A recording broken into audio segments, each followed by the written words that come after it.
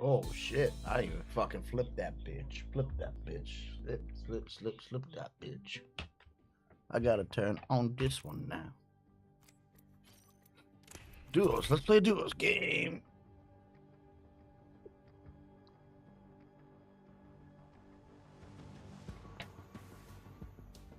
The storyline was great, the characters were perfect, you know, like the awkward, unfunny comedian who wanted to a comedy club, like, you couldn't get more perfect. And like I said, I feel like we have a sequel here, except this is one of them sequels where, like, they change all the cast and it just doesn't feel the same anymore. Home Alone 3.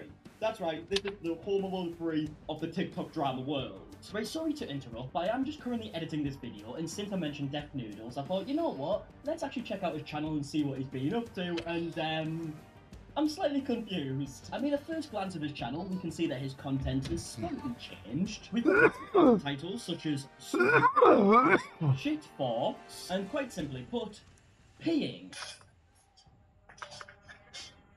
Yeah, well, at least it's still probably better than the comedy club, I guess. But yeah, let's go ahead and add some context. So there's two people you need to be aware of here. We have Katie K Comedy, who will be playing Death Noodles in a situation. And then we also have Dion Brooks, also known as Mojo Brooks, who will be playing, everybody else who didn't find Death Noodles funny. So yeah, if we look at Katie's TikTok account, it is clear that she is an aspiring comedian. She uploads like little funny videos about certain topics. And actually, I was just made aware of Katie a few days ago, just before this situation happened.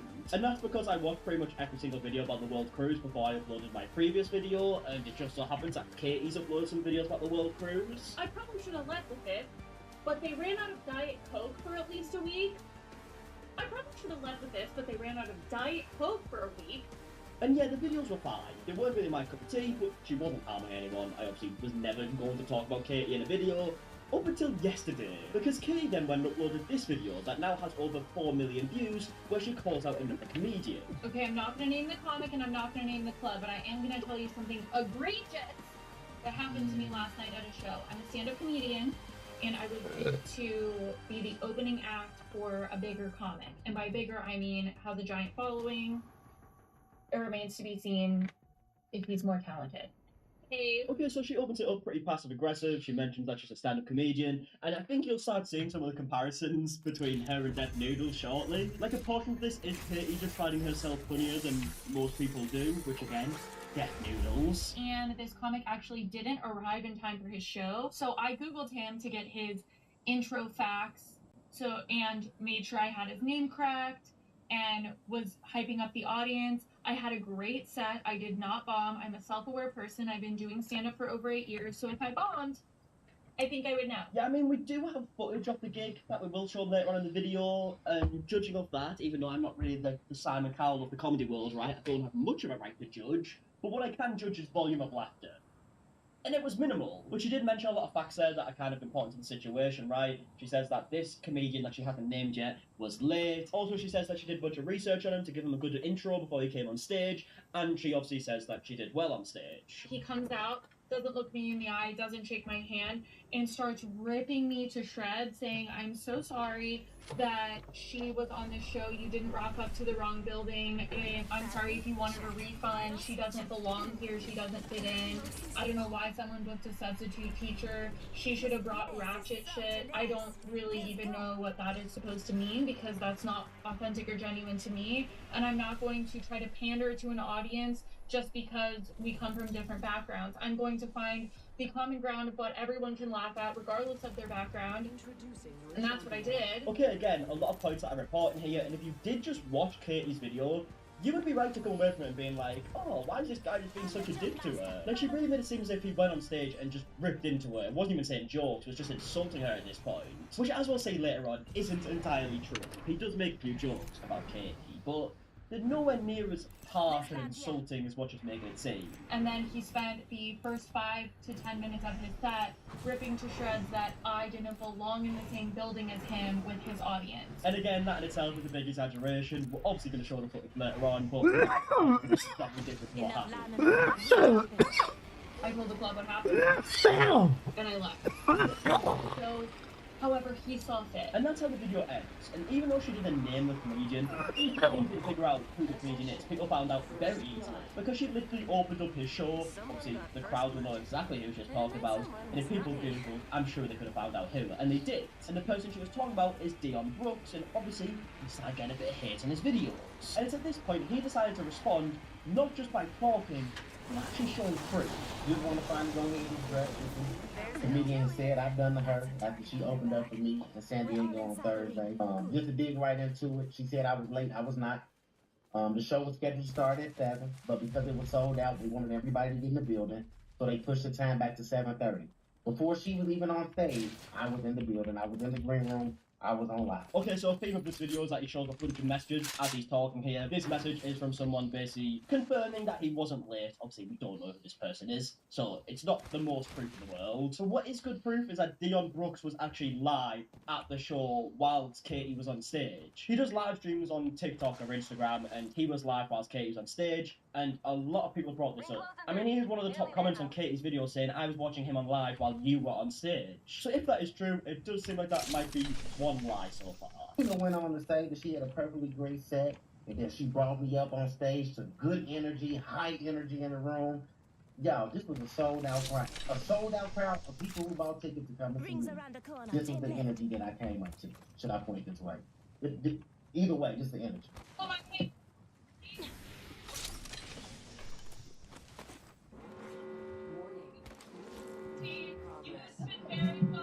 So yeah, this is when we start getting footage of Katie's set, and we do have more footage even after this video was posted. And if you're like me, and you get secondhand embarrassment watching people try to be funny, and no one's laughing, you might struggle through this. But at the end of the day, I can imagine that pretty much every comedian will have sets where they bomb, especially when they're first starting. So this in itself is not a crime. No one would make a video about this if it was just this. But when you then go onto TikTok in front of 4 million people and start bashing this guy's name, and then also saying that you had a really good set, you had no reason to make jokes and whatnot, it's not really a good look, is it? Information about who I am, and the only thing that she was able to come up with was Looks like a care package he is blew up coming on in. social media. Big things And about then, y'all, this is the part. This is how she got my crowd up there. She said, let's get buck wild. Good.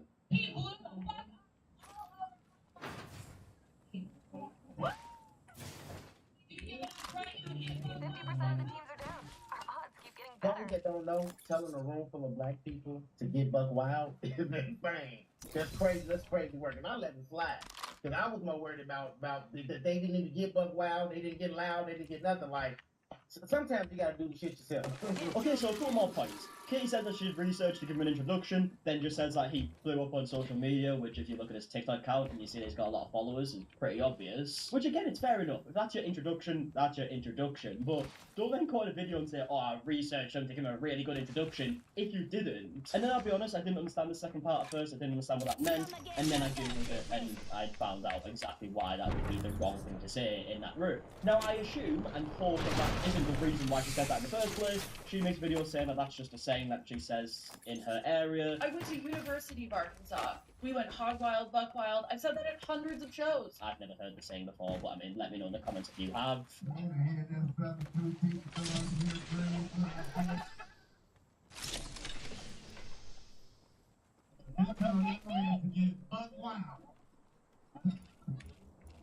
Hell no, we gotta redo that.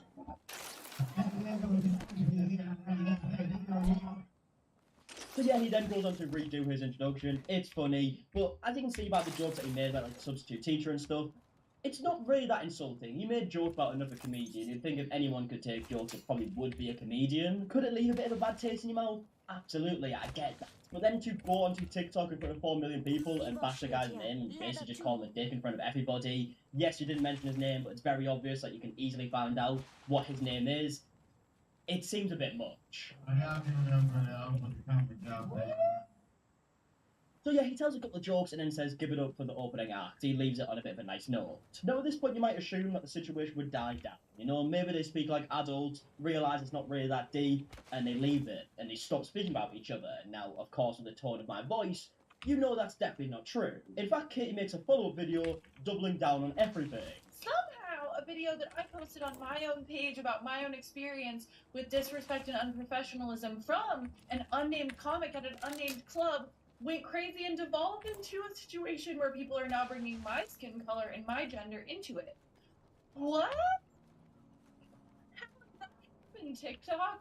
What are you doing? Well, I can tell you the reason why people are responding to the video not too well, and that's because you posted the video publicly to bash another person, and then when that person responded, it turns out what you said wasn't entirely true. You know, people usually have a problem with stuff like that. So yes, it was on your TikTok account, but you were speaking about another person, so don't really get the point.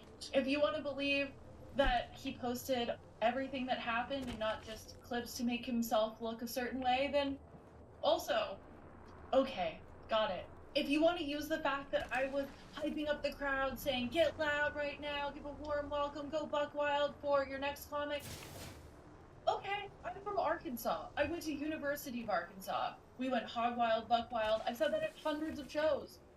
But sure, make a judgment call on my character based on that. But the thing is, I don't think he said that in a way to diminish your character. I think he was just pointing out the other meaning of the word and then adding the context that you were already doing not so great on stage. And then you went and said that, which lined up perfectly for him to make jokes about it on stage. He's not trying to cancel you. That's the way I took it anyways. It didn't seem like he was being that overly serious about it. He was just making jokes and talking about the irony. Apologies are for people that did something wrong. So I'd like to talk about something much more important that happened today, which is that I ordered fake bangs. Okay, right, so this is where we get into the comedy, because, you know, people thought she might apologise, and it's going to be one of them classic videos, but then she goes on to talk about her hair. It's hilarious. So yeah, she clearly doesn't think she's done anything wrong, to which Dion Brooks makes a follow-up video, because as we just heard from Katie, she says that Dion Brooks edited the video in a certain way to make it look like she wasn't doing too good on stage, and he wants to set the record straight. I'm just happy to be here. It's been kind of a rough week. I had a birthday. Thank you. Thank you. But it was the one where I had to renew my license. And I got bullied at the DMV. You guys seem nice, so thank God. But, like, I can't take much more this week. I went in and first yes, because I'm an amazing person. But then it popped up, do you also want to donate $2 to the Organ Society? Are you fucking kidding me? 45 seconds. You want $2 more from me? Is the promise of harvesting my fresh brain, heart, stomach, and spleen not enough for you? Now you get none of me. I almost unchecked the organ donor box. Ring closes in 30. We should get moving. Yeah, I mean, like I said before, I struggle watching this myself. I think if you remember my reaction to Deaf Noodle stuff, you will already know that. Are you from Detroit? Take a guess. No. Oh my god, right, I'm stopping this, right, I can't watch anymore, I physically can't watch any further. Well yeah, look, she went out and did an opening for a comic, people clearly weren't into it, the room was a bit of a low energy, and then the main comic comes on stage and he has to hype up the crowd in a way, and yes, he made some jokes about you, but again, you're a comedian, so is it really that deep? I don't feel like it has to be that deep. I would imagine that every comedian has bombed before in their life, there's probably something that happens to every single one of them, it doesn't have to be that deep, but the fact that she went to TikTok to try and talk shit about this guy, knowing fine well that people could figure out who it is. Yeah, that's definitely not the best way to go about it, especially if you don't want people to voice their opinions back at you, which he clearly didn't. But either way, that's the situation up until now. This literally just happened yesterday, so God knows if more stuff will happen. But either way, I would love to know your thoughts in the comment section down below. If you did enjoy, please give a like down below, subscribe if you are new, and until the next one, I'll see you guys in a bit. Alright, goodbye. This SciShow video is supported by Ground News, a website and app that lets you compare how major events are being covered so you can see more sides of more stories. You can go to ground.news/SciShow or click the link in the description to get 30% off the Vantage level subscription. Show of hands. Who here has sought treatment for depression? Okay, now how many of you got your meds right the first try? Yeah. I didn't think so. Many people know the painful back and forth, months-long process of cycling through meds, trying to find the right one. This process might soon get a lot simpler by using brain scans to predict which meds are just right for each person. Because everyone experiences depression differently, it can be very difficult to treat consistently. Right now, doctors use a pretty blunt trial and error approach.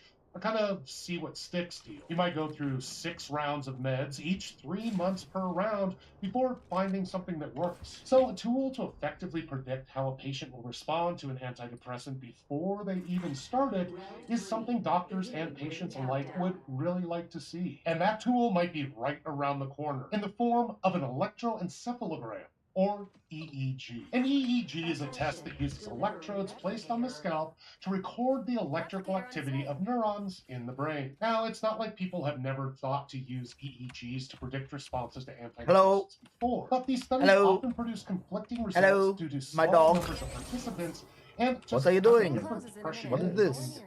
A 2023 study might have found a way to break through all the noise by using machine learning to interpret the EEG results of a much larger group of people. The study pulled data from 2 large EEG datasets collected by Canbind and Embark.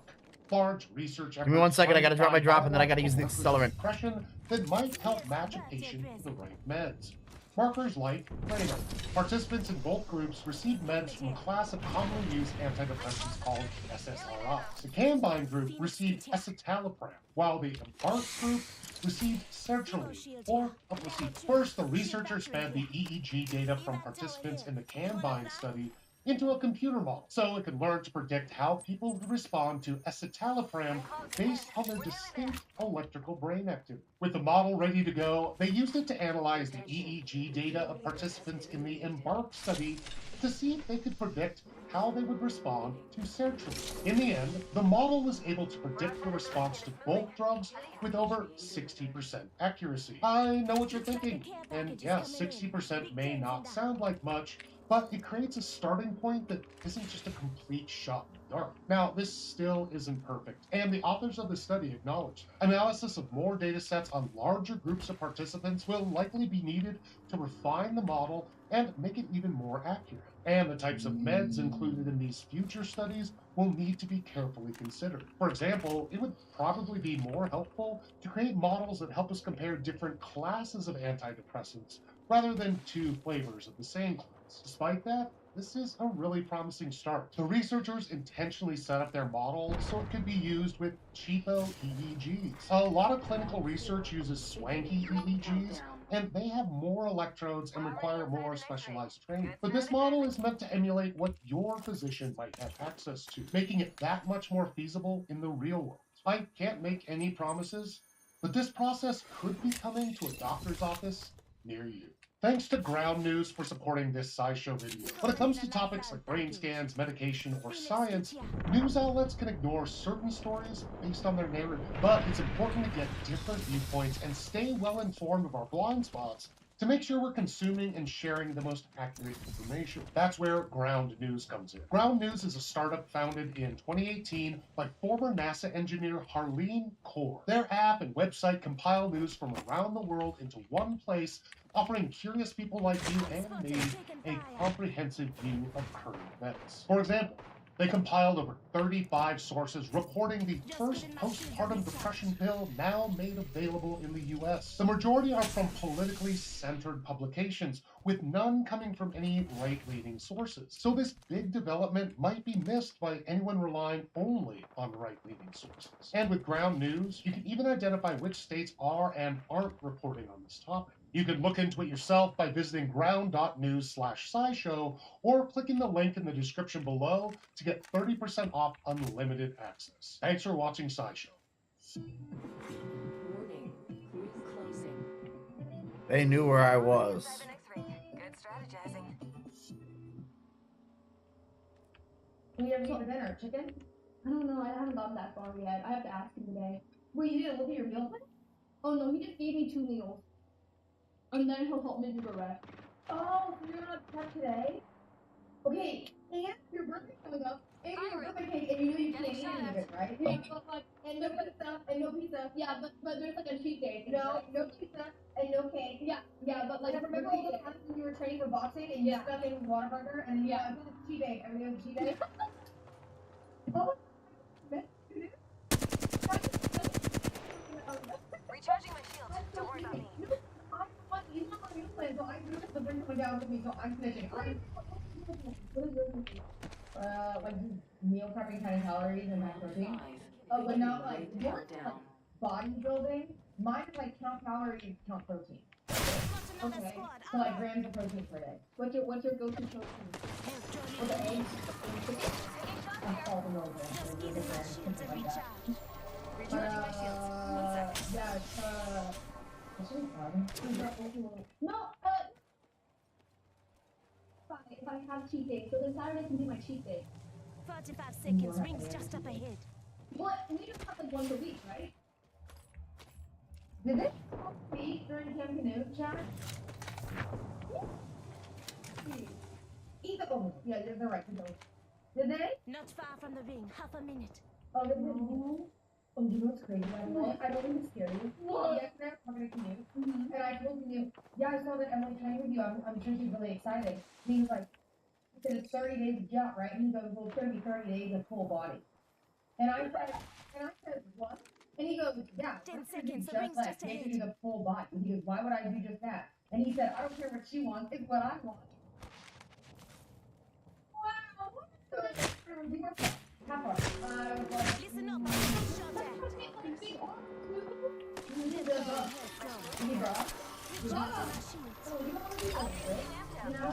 They're down there in the building. Where do you have the box? Like, you know, a year. No,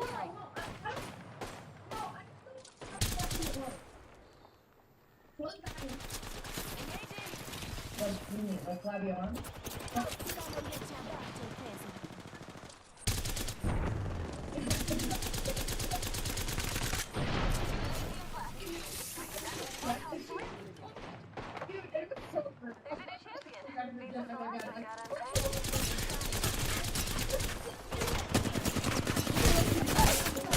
These guys are hurt. Have to be more toned, but not like muscular. Yeah, the muscle. When you like try to build muscle, it. Am I wrong? Does it convert your fat into muscle? Yeah. So then, like you get.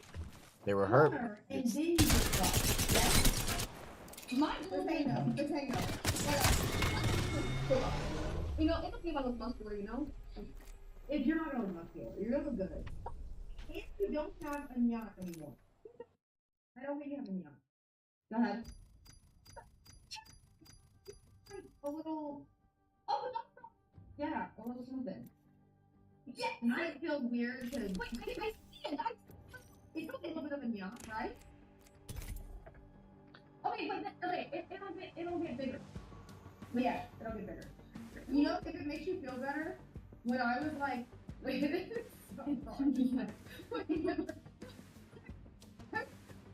When I was like junior year of high school, like I had no ass, and I had to work on it. When I was a kid, I had no ass, but now I know.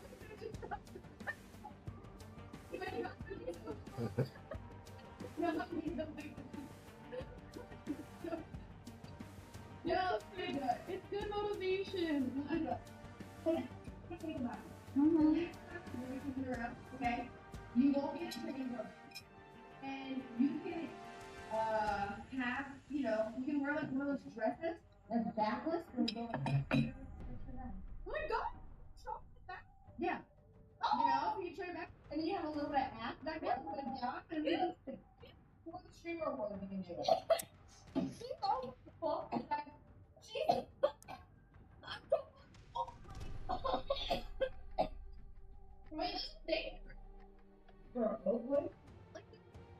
there, and I go die. Today's video is brought to you by our friends over at Manscaped, who are here to remind you that Valentine's Day is, of course, down there. Get the Lawnmower 5.0, which has skin-safe technology that is enhanced performance a very little bit. The Lawnmower skin tones. And it's you can sit in the shower and of course, ladies and gentlemen, maximize the value with the going over 10 million. Your balls will thank you. And not just your balls, but also your day. Hello guys and gals, me Mutahar, and the only type of inflation I like in this world is Sonic inflation. That's about it, ladies and gentlemen. Today I want to talk about a game that I am very much waiting for, like many others, very much anticipated for. And as you all know, one of my favorite gaming franchise. In fact, at this point, my favorite gaming franchise, even superseding Metal Gear, basically anything I fell in love with, is Yakuza, okay? You know, years ago, I missed a flight to Japan, and I was like, you know what? I'm homesick. I'm going to stay back. All right, I'm just not going to go to places. There was a very weird moment of my life, and I decided, you know what I'm going to do with a week off? I'm going to buy Yakuza 0, because I watched an Angry Joe review, and I was like, you know what? This guy's selling me on the idea of walking around digital Japan, getting into a street fight every 5 seconds. So I bought Yakuza 0, and ladies and gentlemen, it was that moment, okay, I fell in love with one of my favorite gaming franchises, if not my most favorite one at this point.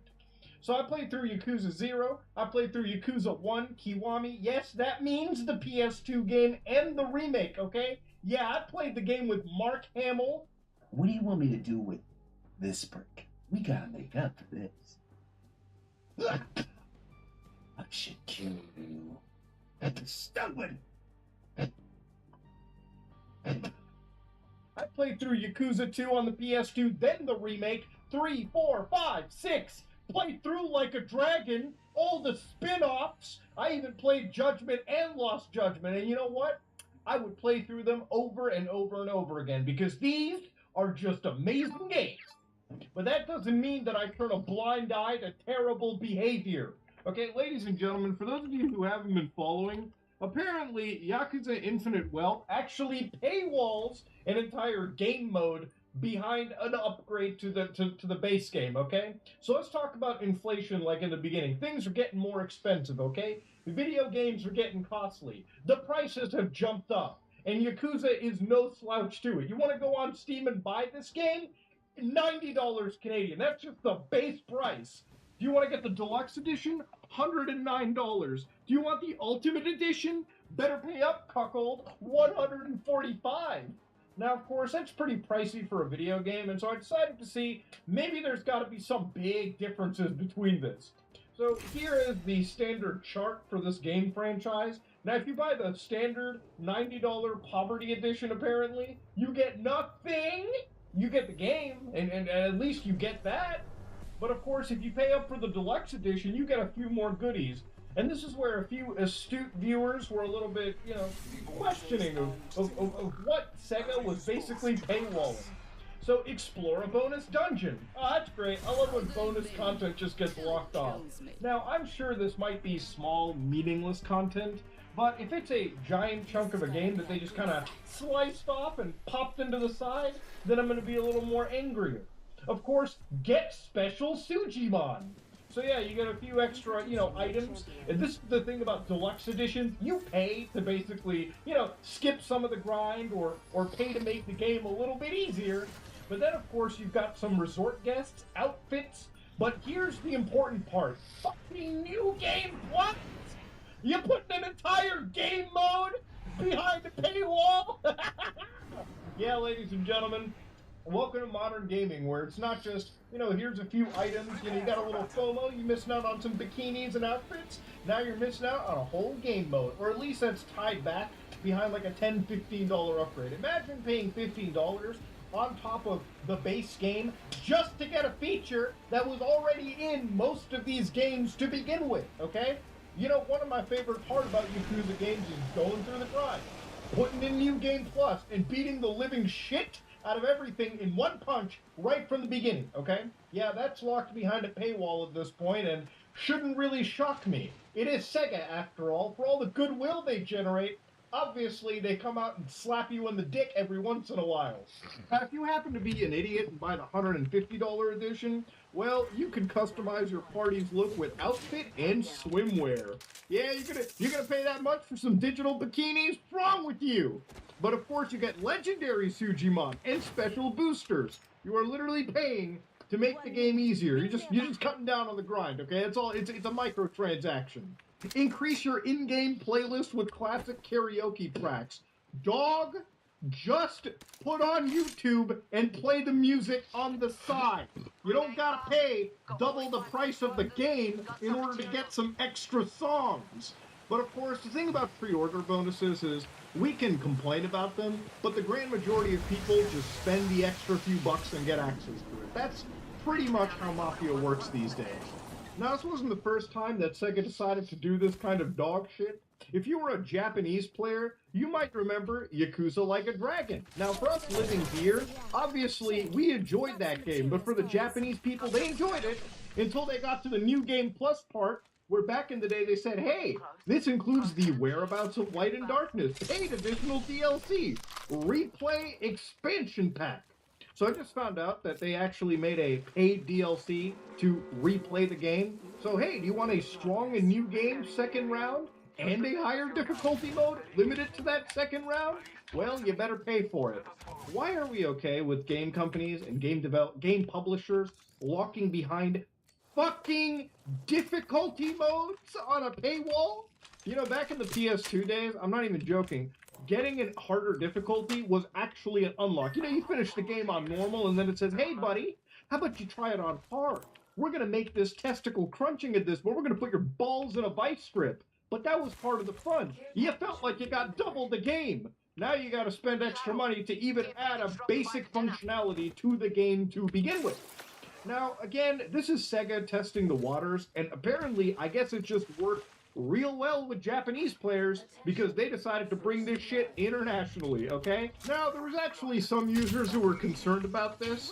One of them went on Sega's chatbot and asked, hey, good day, Sega. I would just like to ask for clarification if the implied teasers on Infinite Wealth mean that we need the deluxe edition with the Master Vacation Pack to play New Game Plus. This is just somebody asking, like, maybe this is a localization error, okay? Maybe it got lost in translation. No, Anna decides to come in and kick you right in the dick and say, hello, blank. Thank you for contacting Sega support and your patience in this case. I have checked back and can confirm that the New Game Plus function is indeed only available if you pay extra money. Yeah, this is a paid downloadable content that just does very little. Again, a very basic feature that the company decided to chop out and put back. Now, look, you might sound like I'm making a big deal out of it, but at the end of the day, I think one of the best comments that I've read in regards to this and sort of like the I guess you could say, the indifference to it is this. One user types, let's see, Yakuza 0, the most popular title of the series. According to PSN profiles, only 45% of players completed the game for the first time, and 4.5% completed the X hard difficulty. So you and a couple of your friends are definitely a minority here. Somebody was asking, hey, this seems like bullshit. Why not give me the game feature that came with the game anyways, or always? Life is too short to replay games, in my honest opinion. Yeah, that's the thing about your opinion. You know, people just keep it to themselves. Simple as that. Okay? That's just how life works. Unless you are a school student without problems and nothing better to do. Here you go. I just like playing good games. Okay, I just like playing games that I enjoy. You think I play 100 games a year? Fuck no. I play like 5 or 6 that I enjoy. You think I waste time playing every slot that comes out of a AAA studio? The only games that I honestly could say that I was super the only excited mic company I use was this game and Final Fantasy VII Rebirth. Both of them are shooting their loads out beginning of the year. After that, whatever comes out and grabs my fancy, maybe I might buy it, maybe I won't. Doesn't really matter. Now, at the end of the day, does this mean that I won't buy it? Celebrate good times, come on! Does this mean that I'm going It's to a go out of my way to celebration. buy the deluxe edition or these? Well, there's a party going on right here. Obviously not, okay? That's insanity. But again, ladies Why and did you gentlemen, find the only me into reason the this shit fucking works is because people end up paying for it. ashes? Now, one of the concerns I always have is ownership of this stuff. Because these people put it on DLC, the problem is when you buy a physical edition of a game, alright, and this is a bad example, this is Anthem, okay, this might as well be a venereal disease that you put into your console. But again, usually when you buy a game and it comes with like DLC or deluxe editions, they usually give you the disc with the game on it, but then they give you the stupid toilet paper that you like wipe your asshole with, and it comes with a code on the back, which comes with that content. So at the end of the day, alright, when the servers go down, which they will, you lose access to your content, okay? You basically buy the basic edition, and the extra content is literally Cool in the on game. server, which is one problem. It's not like they print the disc differently. It's the same shitty disc with a piece of toilet paper attached. And that's Drop the ship. problem that I actually have Incoming. in regards to, again, ownership and preserving the game. It's one of the reasons why a lot of these games that come out Cool in the recently, game. like Alan Wake 2, which don't have actual physical copies for some goddamn No, I'm reason, calling out yes, what band those are those games that lyrics are are actually from. not Do you not preserved understand unless they it? get cracked by hackers and whatnot. But that's a whole You don't different get it? story. Now, looking Are you into not this, familiar with how beyond music just works? Yakuza, Lyrics? Ubisoft came into the whole news a few days ago, and yes, I do want to cover this. There was actually an article and like sort of a quote where the Ubisoft was talking about their subscription service, Ubisoft Plus, which of course every gaming company has to have a fucking subscription service these days. Oh, not enough Game Pass? You want to get some EA? You want to get some Ubisoft Plus? You want to get some PlayStation Plus? So many goddamn pluses going on, it's like a fucking math equation when I'm buying games! Anyways, Ubisoft Plus comes out with a subscription, and again, one of the things they talk about, and this is a quote. Are from you them mentally where it handicapped or actually something? Says, when we look at how gamers engage with our different games, we see that our back Someone who catalog didn't is even open very up with active. keys. So we saw an opportunity to offer these worlds to our consumers for a lower fee. Now the quote here, and I'm going to read Singing it all Cool in the before I Gang and doesn't dissect even every open the part of vault. it. One of the things we saw is that gamers are used to a little Imagine. bit like DVD, having and owning their games. That's the consumer shift that needs to happen. Yeah, I'm They gonna got get the fuck comfortable out of not here owning without their going CD through that. We got collection or 38 DVD seconds. You guys collection. are dumb. That's a transformation you that's do a what you bit wanna do, slower to bitch. No one happen. cares. As gamers Okay, become comfortable in that bitch. aspect, I'm the you don't bitch. lose your Babble, progress holy if you fuck, resume shut your up. game. I'm the That's bitch. fine. Your progress Okay. file is still there. I just That's not been deleted. You don't lose what you've built in the game or your engagement with the Figured game. it out. So it's about feeling comfortable with not owning your game. Yeah, I'm going to just stop right there, okay? Ladies and gentlemen, there should never be a consumer shift on people being okay with not owning their products, okay? Now look, obviously the quote here is talking about subscription services, and I'm not here to just blame Ubisoft. It's actually the entire industry. Whether you buy Game Pass, Ubisoft Plus, PlayStation Plus, subscription services are convenient, and for the average person who doesn't care about owning games, which is a lot of people, yes, subscription services are great. Pay like 20 bucks a month and get access to 100 games. But if you're somebody that believes in ownership, you're going to be a minority of individuals that buy things like vinyls, actual Blu-rays for movies that you really enjoy. And for me as a gamer, I enjoy buying physical copies to preserve the titles that I like. I like Middle. Don't come this Shadow way. of War. Okay, I don't know why I went Mordor here. I mean, it is Mordor, but Shadow of War is a great game. I bought the definitive edition because it actually comes with the data disc, the play disc, and again, this includes all the DLC released for this game. I also wanted to buy a physical copy of Dark Souls 2. In fact, every FromSoft game I have physical copies for because it's full, complete on the disc, and I can play it without ever needing an internet connection or a patch. Same thing with games like The Ascent, which is a great title.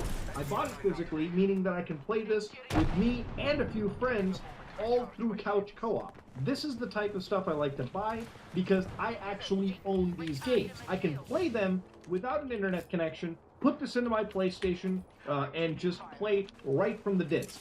That is actually owning your game. And obviously, I might be in the minority of people that enjoy doing that shit, but I think most gamers actually like owning their stuff. If you buy a video game for like $60, now it's $90, you should be owning your game. It's important to own your title. Look, video games are in a weird place where the gaming industry is very much trying to kill physical ownership.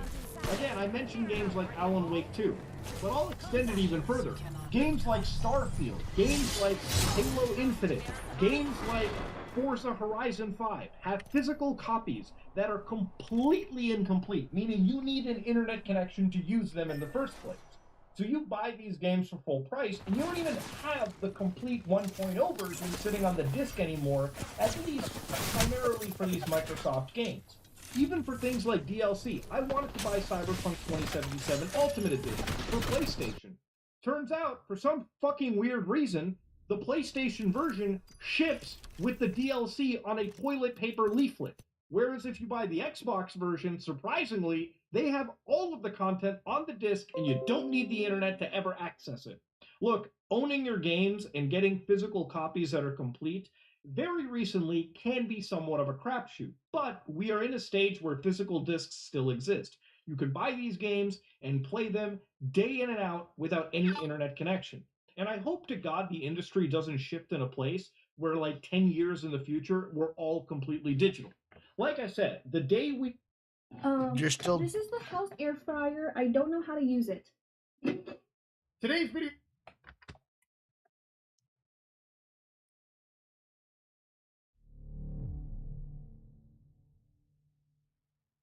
Today's video is brought to you...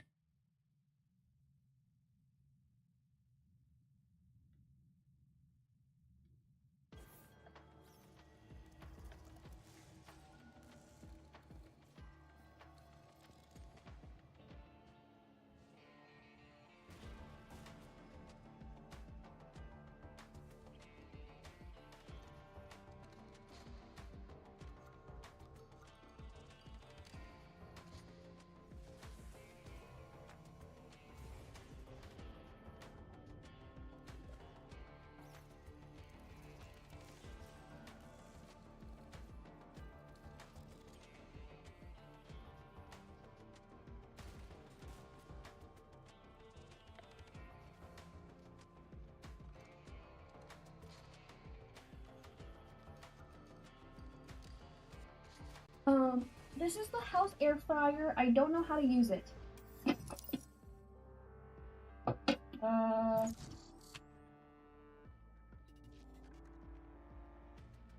Roast? I think you're very square. Get it? Because I roasted it? Funny joke, right? Fried, wings. There's no chicken option. So mean. Sorry. What's worse than being a loser? Being cringe. These are two very powerful Match forces found. of shame. Loser and cringe. But what would happen if you combine these two elements? Put them together? Well, Buster, the product of that fusion dance would be Nico D'Ambrosio. A turbo loser cringe specimen, the likes of which this world hasn't seen in many, many moons. Nico D'Ambrosio is a Chicago man who's currently suing 27 women because they didn't enjoy the dates he took them on, and they dared say that to each other in a Facebook group. A private Facebook group, mind you. And Nico, with steam coming out of his ears, said, "This cannot fly in a civilized society. Every woman should be enamored with me and only have positive things to say. Thus, I'm taking you to court, heathens." That's exactly what he's doing. A Chicago man has taken out a defamation lawsuit against 27 women. One man and multiple social media platforms are finding negative posts. One man and multiple social media platforms after finding negative posts about him on the "Are We Dating the Same Guy" Facebook group.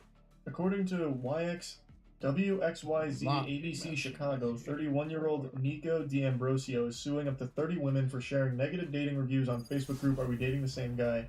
He claims that the negative reviews started in November and these people made false and defamatory statements about him. The lawsuit included screenshots from the Facebook group describing Nico as very clingy, very fast, and claiming that he flaunted money very awkwardly and kept talking about how "I don't want to see his bad side." Oh my god, he hit him with the Hulk. "You won't like me when I'm angry." D'Ambrosio is not happy about how he is portrayed and is asking for $75,000 in damages. So if you're saying... Oh, that's the end of it. How do you calculate damages from a private Facebook group? What damages did he suffer? He's the Billy Mitchell of bad romance. It's a frivolous lawsuit filed because his feelings got hurt. And I think all of you know by now how I feel about people that try and do this kind of shit.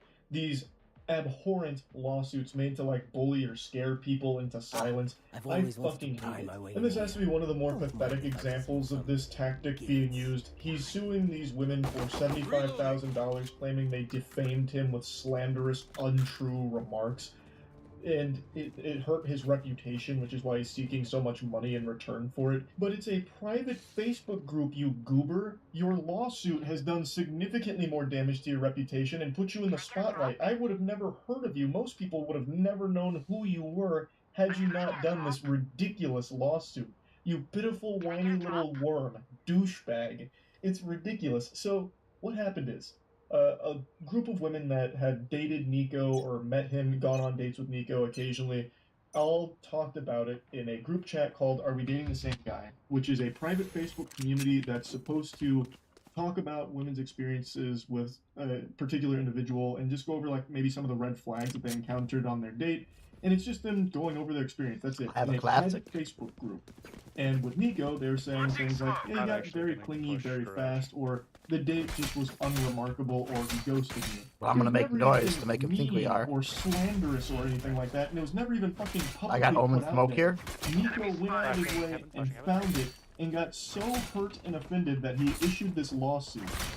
So he now put all of this in the public eye. So now his face is on it like a fucking wanted poster in One Piece with a 75,000 berry bounty on him being a goddamn cringe lord. All because some women that went on dates with him didn't really enjoy his company. Mentioning those things that I briefly touched on, but then also saying that he would talk about money pretty quickly and flaunt it or whatever. From everything I've seen, it's just Last super player tame standing. stuff. But even if they were being brutal about well. it, like, man, Nico is a real cuck. This guy was terrible. Our date sucked. 30 seconds Worst left. sex of my life. I couldn't imagine a man worse at sex than Nico. They can still say Is that. that You can voice still can't critical sue in the them for back? giving their opinion on how the Yeah, date it's went Charlie. with you or anything like You're that. right. That's still completely fine. They're not going out there and defaming you or slandering you. It's a private Facebook group. They weren't going out there making fraudulent 10 claims seconds about left. you, saying things like Nico evades his taxes, Nico is an animal abuser. They were just sharing their opinion on Don't you, give him the kill! which they are totally Can't well use within this the yet. right to do. It's completely Bro, legal. it's The same way it's pistol completely fine for me to say I don't you care. are I'm a not loser. taking a death. And say that. You can't sue me for calling you a loser and insulting me. It's not defamatory. You are a loser. We met organically in Chicago 2.5 months ago. Very clingy, very Just because very you fast. guys like to That's die what a lot it's doesn't true. mean I do. You came to see me yesterday and I explained, I think is what that is. Charlie, shut After I the blocked his fuck number, he up! texted me on another one, which is the other text screenshot.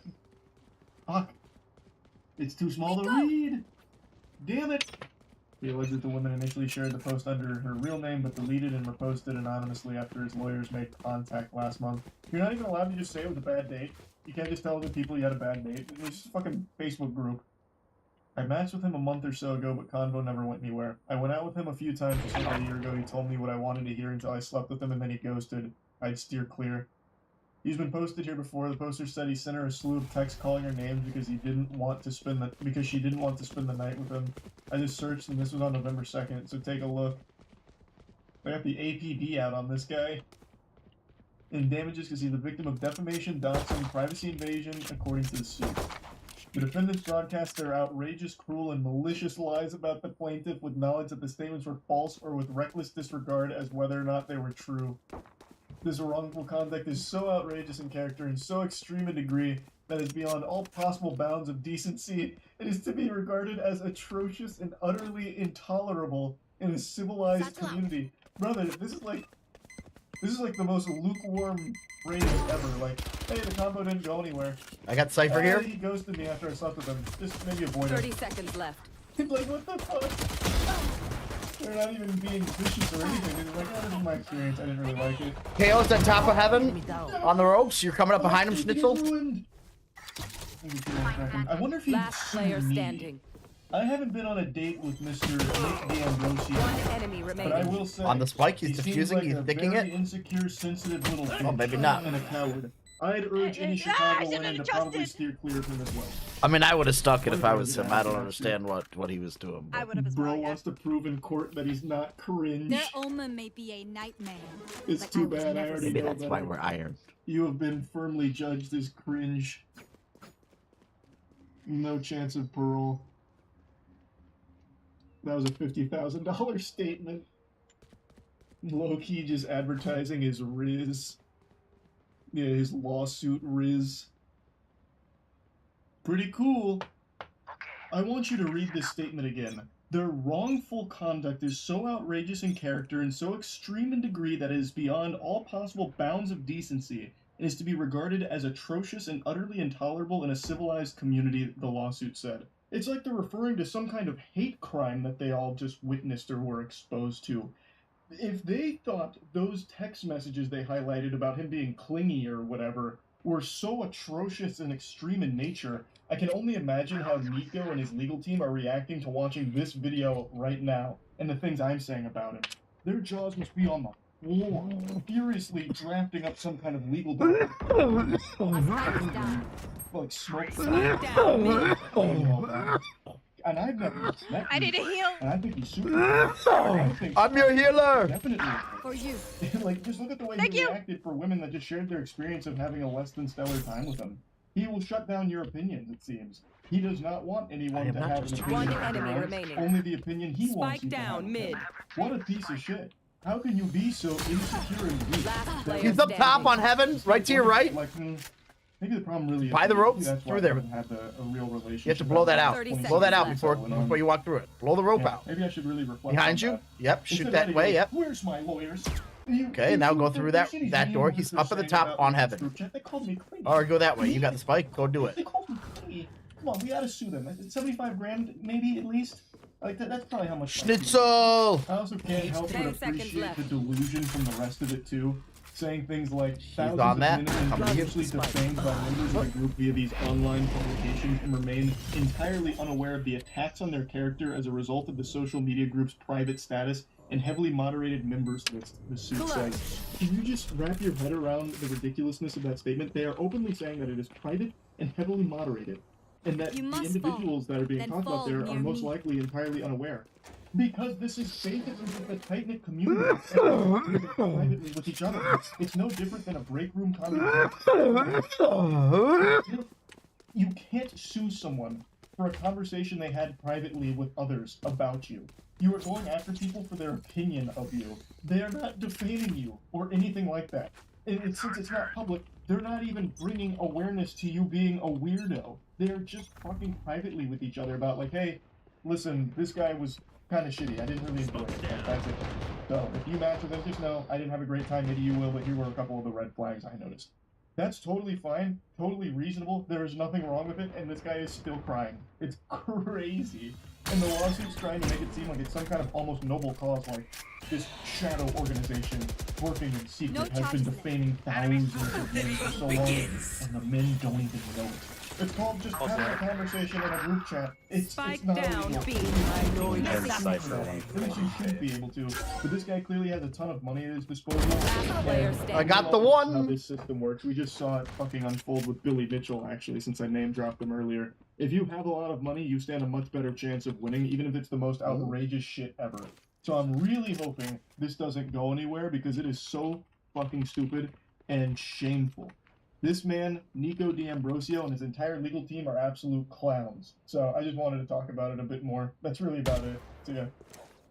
Ooh, it's so big. I must wait a moment. 30 seconds left.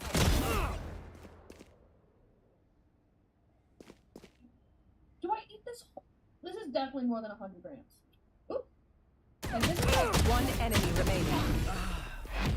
this is at least like 200. Shoot the bad that's guys. like 400. How's that for a plan? Let me cut it.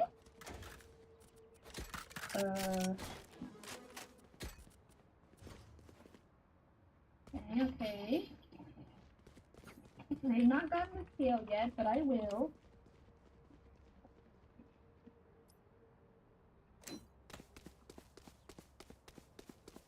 Ooh, I smell the broccoli. Delicious.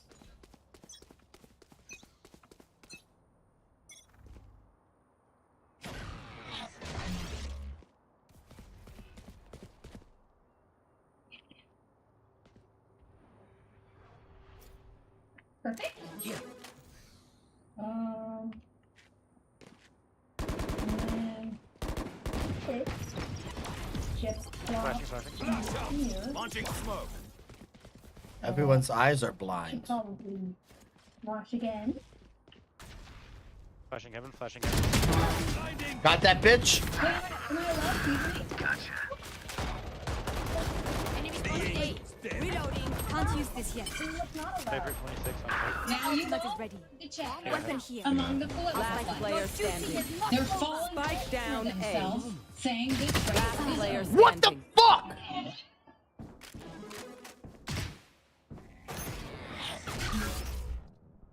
Well, is first in the nation. It is not the last in the nation. I know what must be done. This race is far from over. There are dozens of states left to go. Yeah, let's just bait out some util B and then push, and then do a fast rotate to A. Sweet state of South Sounds like a lot of work. Which might in fact be the last state for you, girl. Like, likely. Although, and I do want to do a little bit of Nikki Haley, not postmortem, but yeah, New Hampshire postmortem about Nikki Haley, because it is interesting that given what we heard from Michael Shore recently, given what we hear from Nikki Haley, going a little harder on Trump, also given some of the whispers from that centrist group, No Labels, that maybe they're recruiting Manchin, maybe they're recruiting even Nikki Haley, that she might not, she probably won't be the pick for Veep. She's probably already burned the bridge with the MAGA base and Trumpers too much. She might even, in fact, potentially run third party. I don't know what you guys make of this, or her potential threat. Which would be a threat, honestly, probably more to Joe Biden, but to both Joe Biden and Donald Trump. I think she would have issues running as a third party and continuing to be right? Like, you can do that if you're Joe Manchin, because you're going into retirement and one lad's backstabbing of the alleged party that you are supposed to be loyal to, and it's not a big deal. However, if Nikki Haley wants to have any life or career in, public office under the Republican Party banner, she can't run as a third-party candidate and just cook Donald Trump. Like, you can't do that when the presidency is on the line. Yeah, I think her loyalty to her presidency precedes that. She wouldn't do it. It doesn't really. She doesn't seem like that type of person. She's a traditional conservative. She's a neocon, and she definitely wants to be part of that party apparatus. It'd be the final nail in her coffin if she did that. She could join just the hall of the Liz Cheneys and Adam Kinzinger. I don't know what we call them. You could distinguish those people from her. They explicitly and openly hate Trump. Yeah. She only just started being critical of him a couple weeks ago. So I think she would really need to. She started in this administration, right? As they were criticizing him. So she would really need to hate Trump to actually consider something like that. So I don't think she will. With Donald Trump, Republicans have lost almost every competitive election. We lost the Senate. We lost the House. We lost the White House. We lost in 2018, we lost in 2020, and we lost in 2022. The worst kept secret in politics is how badly the Democrats want to run against Donald Trump. They know Trump is the only Republican in the country who Joe Biden can defeat. You can't fix the mess if you don't win an election. You scared me, that brim. Nomination is a Don't go through ropes, it's small. in a Kamala Harris presidency. I covered the back. Shots fired from one woman of color to another. That is not lost on me, of course. Cypher there?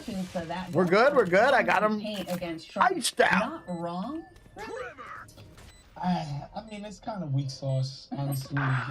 They've had months to go pushed after them on the this other guy. side. And by Keeping them they, there, I though. mean Keeping them there. his opponents in the primary and Keeping them honest. Keeping them honest. Party, just the establishment. Nobody's kind of lifted a finger to help anybody else who wasn't One Trump. enemy And remaining. so this idea that he hurts your electability is making that argument when Joe Biden is as weak as any president we've ever seen. So it's just strange to make the electability argument when the guy that he's going up against is clearly diminished and clearly vulnerable. Yeah. She would be better suited if she rolled out this attack and her attacks on his mental fitness. Greetings. Day one. Yeah. Even week one. I mean, she's now just talking about his mental aptitude. Like, she's just trying that. Like, he's been on decline for years. We've seen it. We watched it. We had to live through it. Yeah. So now you realize that? I mean, okay, I guess. Thanks for watching the video, guys. We also Hello, want am I banned? because that makes you a member, and members allow us to be independent, honest, we can be as progressive as we want, no But I'm not political banned. influence, and that's all because of you guys. We love doing the show with our members. Can you Hit the see join me? Button, become one of the young. No. No, you're invisible on my screen. What about on my text? Yeah, that's invisible too. Yeah. You haven't seen it? Yesterday, Except for the channel setup A. threw out a poll gauging what people expected out of the Is that your girlfriend? ATI Super performance. And yeah, it seemed that overall 2/3 of you expected this spike to be is a down. good day for Nvidia. Spike Nope. down Two-thirds of you A. expected the 4070 Ti Super But she seems to too good for overall you. beat the 7900 XT I got in Cypher for- rasterization performance. No wonder. And well, many of you might point out that, to be fair, the majority of voters expected the 7900 XT and 4070 Ti Super to be close in performance.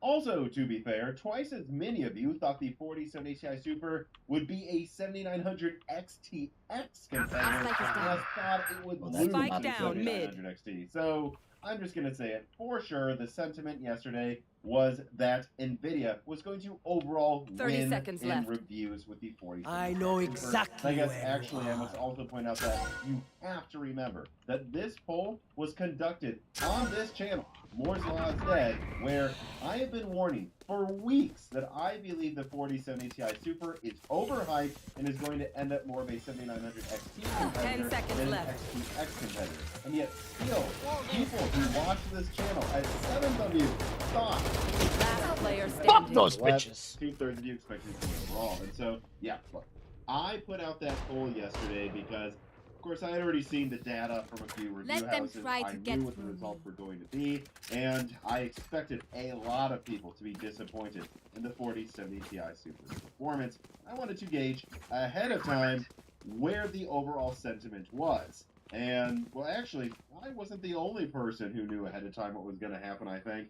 I also believe that AIBs knew what was going to happen because they timed their Find them, $709 sales on the 7900 XT to end like an hour or two before reviews went live. And I don't think that's a coincidence. I believe AIBs temporarily pushed the 7900 XT even below the MSRP of the recent price drop from AMD temporarily, because they wanted to pull people away from considering the more expensive models of the 4070 Super, and also they knew that once 4070 Ti Super reviews came out, they could get away with charging more than $709 easily. And well, if we put the results on screen from today, that's because they know that even at $750, You free to come to ropes? AMD is charging $50 less than the 4070 Ti Super. I walled it off the back site. With less VRAM, and well, Gotta honestly, lurk up, looking at these results on screen, people, I have to admit that while I did expect the 70 Ti Super to disappoint, this is definitely at the bottom of my expectations, yet still. I mean, heck, even in ray tracing, it definitely depends on the game if NVIDIA wins or not, but it doesn't always win. Here. And Gamers Nexus didn't even find the 70 Ti Super to be more efficient than the 7900, and neither Knife? did it tech power up. So I am sorry, I'm just going to say it. I don't know how anyone could consider. You got that? this Good job. graphics card. You will Run, run, run, run, run, run, run, run, run, run, run. Schnitzel cracker gonna die. Over the 7900 I couldn't. XT. I was That trapped. means you're willing to pay You were dying no matter what. You should have tried to run. Power performance is less efficient and it has less VRAM than its competitor. It's clear you'll probably just buy anything with a At green least die sticker on it, trying. won't you? And that's really all I have left to say. Don't be one of about those the graphics victims card who in just general. gets It's trapped too in the little, corner too and late. dies. It needed to be $700 to really make I any always sense, in am. my opinion. I And wanna the just, like, current fast By landscape, choice. the I need 4070 this. Super You plays like $50 that? Can't throw an ult on really his make a bait. splash against its competitor that also has more VRAM. It's just too. run it So down. I'm Make really him just seeing dance. more of the same mistakes 2 times in Dark. a row so far with the Super launches. close, right? And, well, here's the funny thing though. If you look around gotta online push it. right now, the card Push what? You're gonna get stuck, yeah. Okay, never mind. $850 to $900 Yeah, I on wouldn't go average, at least at first. And well, I expect that's actually going to change what the average street price is going to be based on what I am hearing from my sources with regards to interest Flashing and too supply of this graphics card. And I want to leak all of that to you now, but first, an Alt excite, ad alt excite. from Micro Center. Micro Center is the best place to go during their winter savings event. They have a Creality Ender 3 S1 3D printer for only $149, and they have the best prices on in-demand products like the 7800 XT, the 7900 XT, and the 7800 One enemy remaining. Zen 4 CPU that actually comes with 32 gigabytes of DDR5, for free at Micro Center, which is just absolutely insane. So if you're considering any of those products or any of the new NVIDIA Super graphics cards or the upcoming Ain't coming through that, bitch. XT60 I am sure all of them will be priced best at Micro Center if you can get to one. And if you're interested in doing an upgrade for your PC, if you've been waiting, I genuinely do think now is a good time to upgrade your PC. If you also agree with me after seeing all those deals on screen, just remember that clicking the links in the description and checking out those deals alone helps the channel a lot. But also, in those links in the description, there's a $25 off coupon, which stacks on top of all those other deals they're doing as well. And heck, if you just visit their new store in Charlotte, they'll give you a free 128GB flash drive just for walking through the door. So there's so many great deals there. They've been such a great sponsor to Moore's Law is Dead. Support this channel by clicking on those links in the description and shopping at Micro Center today. Who's Gromp? All right, then let's get right back to this. Last week, I actually decided to hold my 4070 Super video for a day after the review embargo, simply because I didn't really expect any surprises when it comes to 4070 the P battles out from under your and desk. because it was the first super card to launch this year, I thought the more interesting thing to look at with that one was a sales analysis. And I'm glad I waited because I was able to be the channel that broke the story that the 4070 Super was selling absolutely abysmally, despite some people on that day saying I was being way too trigger happy in declaring that the sales were bad. More data emerging since then has totally backed up my report. In fact, all evidence suggests that since the 4070 Super has launched, I already healed someone, sorry. I'll get you in a One minute. enemy remaining. Sales. Oh, damn, nice guys. And so, anyways, do I expect things to go any better? He's backside for already. the 4070 Ti Super when it goes on sale tomorrow? Well, of course not. Here is what I have for the retail content Nice. to get a hold of today before recording this video. He dead? The first source here, who Last works at round a before the major switch. online retailer, one of the biggest ones out there, so that they are seeing even less interest in this product than they saw with the 4070 Super before it launched. You know, people, they can see if people are searching on their website for keywords, and they're seeing less searches than they saw last week for the 4070 Super. They're also having less people call or message them, email them about when it will be available. And so they don't think the interest is really there compared to even the 4070 Super, which this person wanted to remind me sold worse than the 4080 did on day one, which at the time was considered a sales disaster. He ain't coming. Additionally, and this is where we get the most shocking part, this person told me that they haven't received almost any of these cards. But the supply is possibly worse than what they saw with the Arctic 3090 one, with a legendary paper. There, once you threw it, you guys made him The come. majority of them, therefore, are above MSRP because they have almost none of them to sell and are up. Now, a second source, a person who works at a retailer as well, but a different one, so that a decent amount of supply for them last week. But this time around, they're getting basically zero supply for the 4070 Super, thus suggesting again much lower supply. I know exactly. Launch. And finally, the third source that talked to me today, who works at a major U.S. retailer, told me that we should not expect first sales for the 4070 Ti Super. Nobody is asking about it at all, and they don't expect their customers to be happy when they walk into enemy stores remaining. and see You like that move? above MSRP, especially because this is the first And the plant. None of the above MSRP 4070 Switching Super sides. actually were selling almost any at all. No more they doubts. expect that because We're most ready. of the 4070 Ti Super is above MSRP. There's going to be a lot of angry people who walk in and then out of their stores tomorrow. And also the supply is notably lower, just like the other sources said. And so they want to emphasize that if it does not sell out in the first week, this has to go down in history as one of the worst NVIDIA launches yet. And actually, this person wanted to tell me that they got more calls for the 4080 Super today that I don't think it's even in this video. It's already getting calls. According to multiple sources, this person and other people that the 4080 Super is after launch, and they believe that this is because there are Coming up ramp. I can't use that. to try to get a 4090 for $600. They think the 4080 Super is at least a little stronger than the 4080, which is like 20% weaker than the 4080. They're coming. There's two there. It's also, $600 less, and that's just KO's there, and Reyna. waiting for you You're not talking give up and settle for this. They also think Oh my God! What the? Last player standing. Super reviews and are realizing that if they would have just looked at the specs, they could have known this sooner. But that One enemy remaining. on the 4070 Ti Super, and that they should probably just pay the extra money for that if they insist on buying something with a green sticker on it.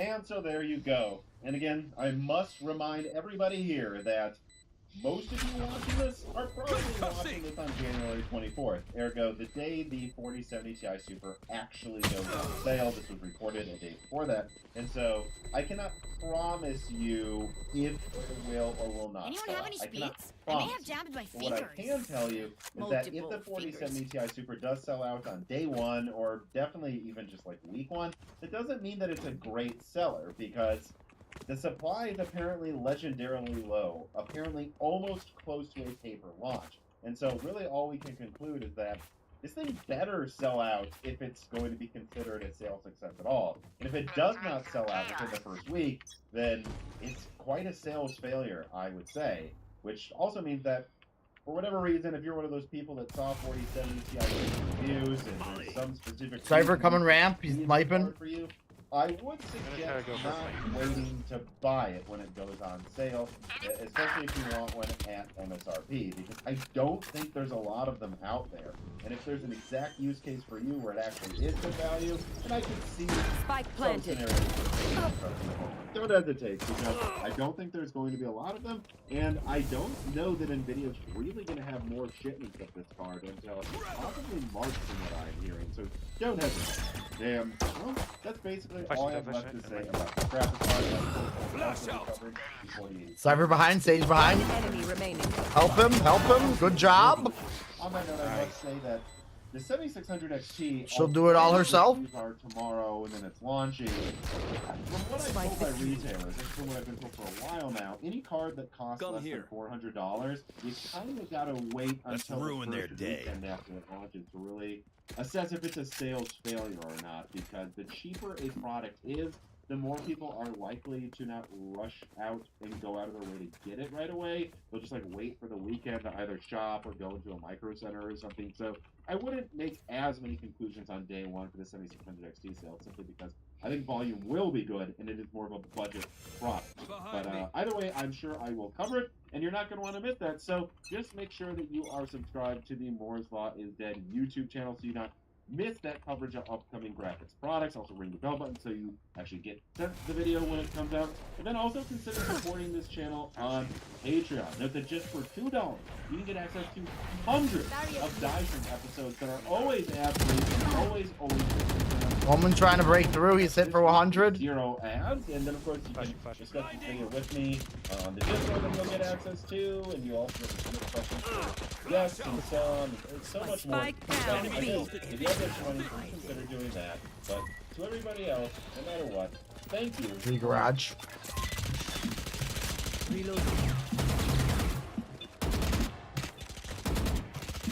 One enemy remaining.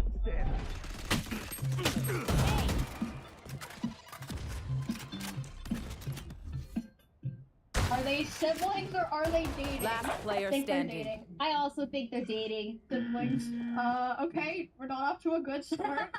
Okay, are they siblings or are they dating? I think dating. They have like the same eyes and Almost 30 seconds left. Yeah, I feel like this is one of those ones where it's like so obvious people are gonna think you're dating. Okay, you pick dating, I'll pick siblings. Yeah. Yes! Siblings or dating? This is definitely dating, This right? has to be dating. Like, Unless they're like half siblings or something. I think dating. Yeah, dating. Okay, happy for you guys. They're a healthy sibling relationship. This has to be dating. They look kind of alike though, besides their noses. Her hand is in his shirt. Wait, you're wrong. Right. She's doing the thing where it's like, yeah, it's like the oldest sister like leaning over the brother thing. I'm gonna say dating, whatever. Not dating. Okay. Oh, they are dating. Games aren't real. You aren't controlling anything. Everyone is just watching a slightly different copy of the same Holy, lots of people here. video game. Because they're playing with you. Think, Sheeple! Spike planted. The official Pokemon ripoff. What the FRA, fuck? I know been exactly incapable of not generating news since it launched. For starters, the game has overtaken Counter-Strike to become the game with the second most concurrent players ever on Steam. Having said that, reviewers seem to be divided on whether Palworld is good. Meanwhile, many Nintendo fans are united in anger over the developers using generative AI Last in the player game, standing. despite no yes, actually. Now don't get us wrong, the Palworld developers clearly ripped off a ton of Pokemon, and some of them are very good. Here's the Gen 1 Pokemon, Diglett, and this is the Palworld version called Wiglet. Oh, wait, nope, that's a real Pokemon, apparently completely unrelated to Diglett. There are so many Pokemon now, they have to rip themselves. So maybe Palworld's developers shouldn't be receiving death threats for taking some inspiration. As for Nintendo's own take on Palworld, they've said they're aware of it, but didn't elaborate further, which I think in Nintendo speak is a threat. I think if they were going to do something, they would have done it already. They did, however, have something to say about a mod from YouTuber Toasted Shoes that replaced Palworld's pals with actual Pokemon. The company DMCA'd the Toasted Shoes video within 24 hours. While he's since re-uploaded it, he will not be releasing the mod for the time being, which is a shame. Apparently, they even got a voice actor to do a great Ash Ketchum impression. I can't but the use that. actor wished to remain anonymous. Yeah, I guess they aren't proud of their work on the mod for the game about creatures and putting them to work in mines. We all have a fundamental I don't know how I can't get a kill. Last player we all standing. just forget that it's kind of weird. Also, where do they get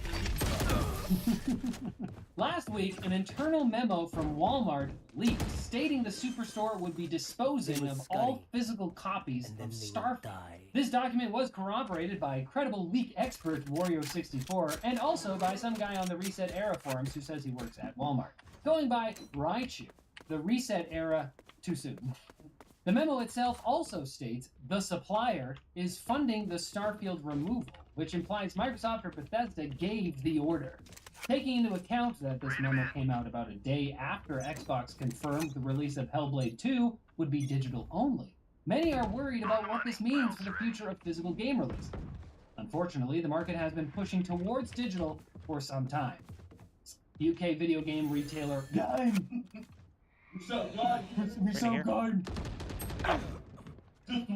announced it would be phasing out trade-ins and ending the sale of pre-owned physical games just last week. But don't lose heart just yet. According to an anonymous Walmart source, the company is just doing what they always do when a new version of a game becomes available. They will continue Suck to sell that copies of bitch. Starfield, and we will continue to wait until they're heavily discounted to buy them. Riot Games announced they are laying off 530 employees, which amounts to about 11% of the company's workforce. Riot released two statements, one consoling players and the other consoling the people whose jobs have disappeared. In their statement to employees, CEO Dylan Jadeja said the studio had made some big bets since 2019 that, unfortunately, have not been paying off. Jadeja asserted Riot isn't doing this for shareholders to hit some quarterly earnings number. Instead, he said it's what we need to do in order to maintain a long-term focus for players. And that quote very much gives "your mom and I are divorcing for you" vibes. And to be fair to Riot, they're offering compelling benefits to departed staff. Everyone will get a minimum of 6 months severance and additional pay to cover their health Remember to benefits talk for the to same each other length, out there. immediate access to job communicate, placement services for 6 months, a laptop to help find work if they don't own one. There will even be support for staff holding work visas to help them with their immigration status. As far as breakups go, I've had worse. Usually I have to give them a lot. -1 hoodie. It's not a good deal. I think it's time for a little magic. Now it's time for Quick Bits, brought to you by Magic Spoon, the healthy yet delicious snack that'll give you that boost you need for your early morning gaming sessions. And by early morning, we do mean those, oh, it's 7 a.m. and I haven't slept yet mornings. You know who you are, some judgment. Magic Spoon's keto-friendly Back off cereals me. have 0 grams of sugar, 13 to 14 grams of protein. Why would you do that when I could heal you? Carbs per serving. Start your day, end it, or keep it going with the wind. Check out the link below. Use code LIVES for $5 off a Magic Spoon variety box. You can get all of it. Oh my god, I hurt My myself. mom told me quick Resident get to what happened when newscasters and speedrunners kiss. No spike down A. The Overwatch League is back, baby, with some One major enemy changes remaining. and a different name. It's kind of like a Gandalf White situation. Oh, The you're Balrog sewage. was Bobby Kotick. The new Overwatch Champions Series will have its qualifier rounds open to anyone, not just sponsored teams who can afford to pay millions of dollars in franchise. You can't come that way. I can do it! Solo players can even find teammates and resources through a platform operated by ESL Faceit 30 Group. seconds left. Result of a merger formed after ESL and Faceit were acquired by a Saudi Arabian government-owned holding company. But who isn't owned by a corp owned by a country with a history of human rights abuses these days? Anyways, there'll be 3 regions She with must Asia be saving. qualifiers starting in February, followed by the North America and Europe, Middle East, and North Africa, or 10 seconds EMEA, left. regions in March. Hopefully the Balrog stays dead this time. No one ever permanently dies in these big franchises. It's a problem. Monster Hunter Rise is no longer playable on the Steam Deck, thanks to code uploaded by a known malicious actor, Capcom. Oh, sorry, no, quick correction. That should read, thanks to a new Enigma Protector DRM added to the game nearly 2 years post-launch by its own publisher, Capcom.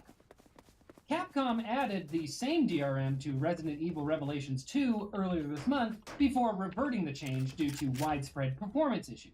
They have since apparently learned nothing. A Pokemon game has Yes, ma'am. figured out that you can recreate Hello? Game Boy Advance game I'm in a files game. by analyzing 8 to 11. crash sounds. What's the A score? Zaz glitch on 8 YouTube to caused 11. his GBA to crash Okay, 8 to 11. and kept recording it for 4 hours afterward.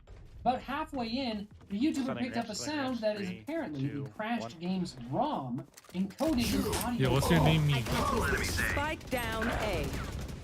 After some trial and error and some help from the original game Means I've files, been in the Glitch dog was pound able for to 20 boot years. that ROM.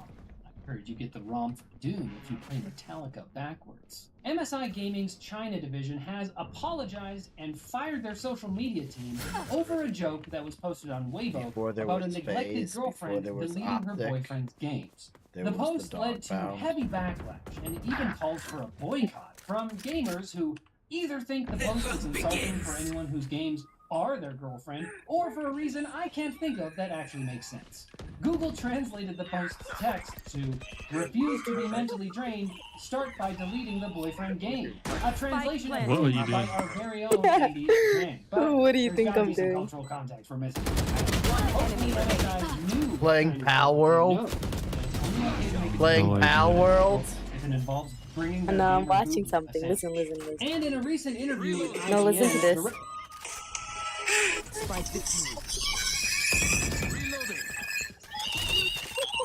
You're listening to anime? What is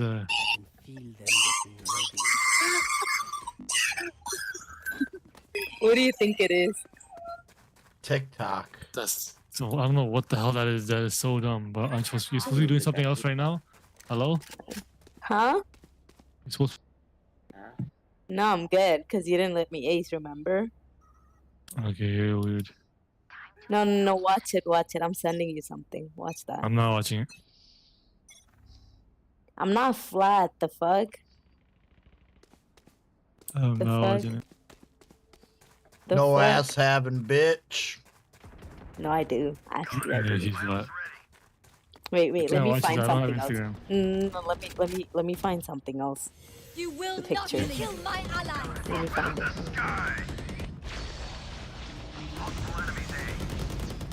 She's gotta find the right push-up picture. Yeah, she's looking for a catfish picture. Strap him on Yeah, with duct tape. No, yeah, 100%. Just send out I don't know on if I have any though. Sage is long. I don't remember when they're from. One enemy remaining. Probably send I'm too 100 every lazy. day. I'm too lazy to search. I don't send them to anyone. The fuck? Sure. Because nobody Just to asked you. for them. Sure. 100%. They did not. They don't ask for it.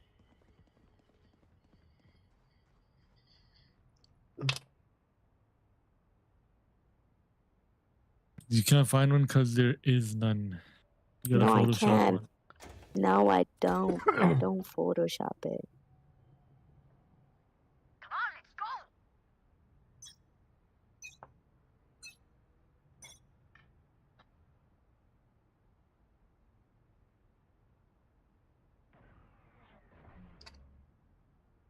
Agent.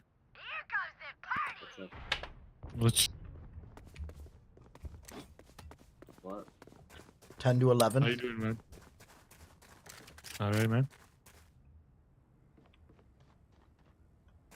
Oh no, my face is in there. Let's I go. literally just can see your face like right I'm now. going back to A because No, I don't hear face is nothing in there. happening. I'm coming to crack the schnitzel. No, in Cover the no, it looks ugly. Cross it out. No, I'm good. Wait, actually, wait. Okay, I'm coming back to B, back to B, back to B.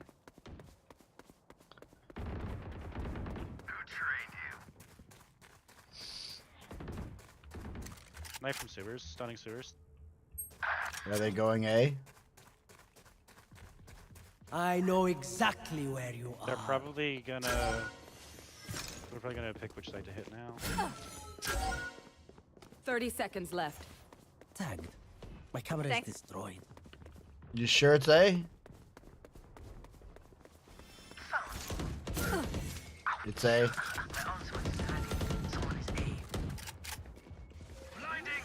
Wall raised. Spike down A. Got that bitch! One enemy remaining. Let's go! Healing.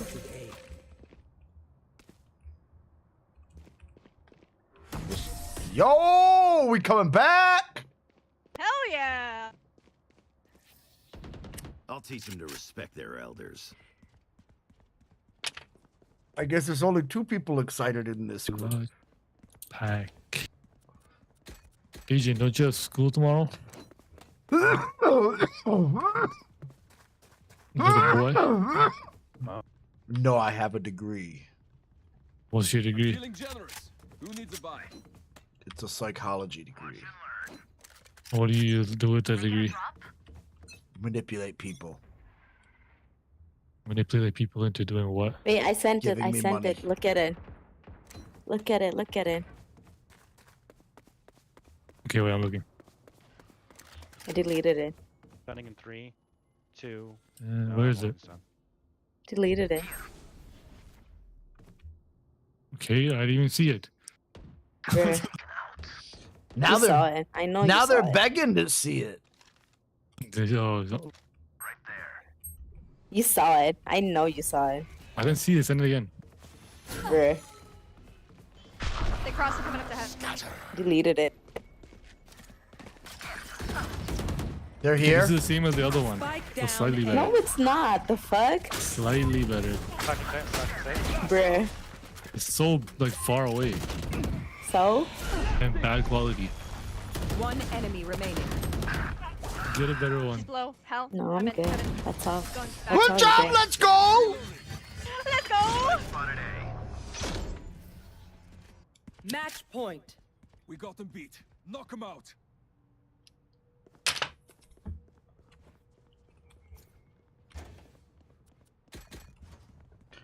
Twelve to 11. One We're more coming round. back. Bruh. Just get over it. Mean.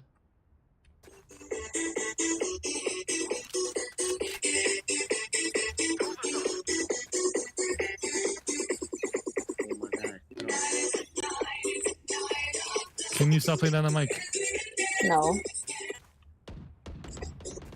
Hey, Tyler's tilted. hey Tyler. Play for retake, play for retake.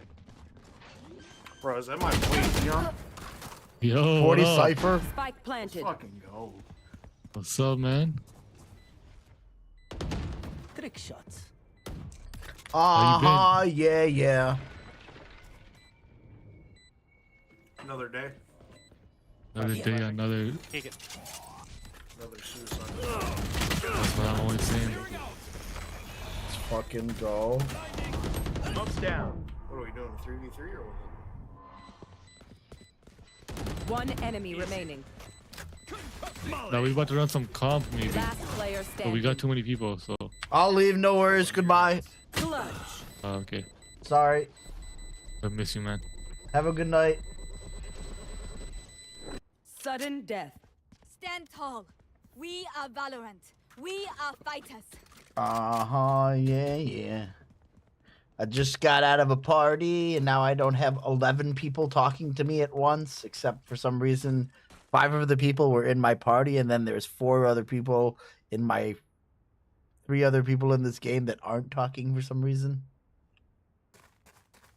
0 communication, 2024, tactical shooter. Not gonna lie, I Weird. haven't heard you call me a useful thing once this game. Mean. But at least I'm talking. You don't think I've given encouragement? That's not useful? I'm sorry. No, you've been obnoxious, bro. Really? You deserve That's to lose fucking this obnoxious. now. You deserve to. Getting hyped after it is obnoxious? Get fucked. Sorry to have fun. Bro, Sorry to have fun. Yo, let's play the game.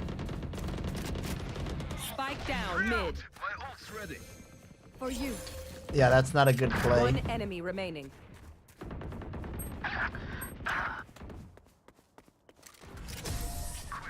Yeah! Defenders win. See? Obnoxious, yeah. Cool. I don't care, we won.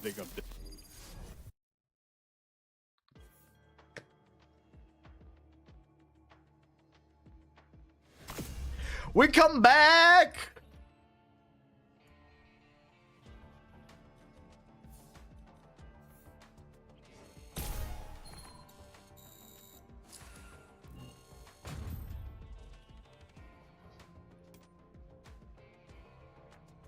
What? Was that not fucking ranked?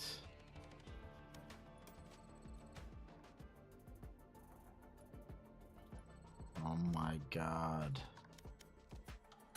It wasn't ranked. Fuck me right in the ass. What a dumbass. Absolute dumb hole motherfucker.